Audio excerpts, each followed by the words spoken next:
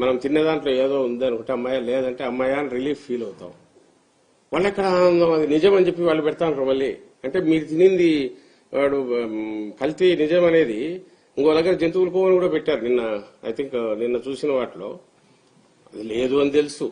ఒకవేళ అట్లా అన్నందుకు నాలుగు కడుచుకోవాలా, తల దించుకోవాలా, లేదా దాటేసి పక్కకు పోయినా పర్లా.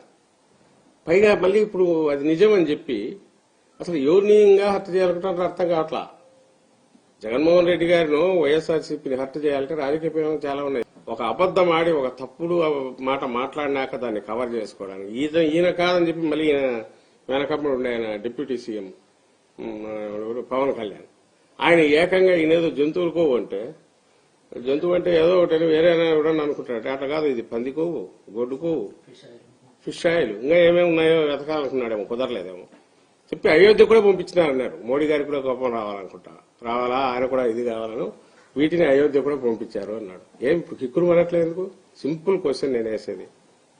చంద్రబాబు నాయుడు గారు కానీ పవన్ కళ్యాణ్ గారు కానీ ఎందుకు మాట్లాడట్లేదు?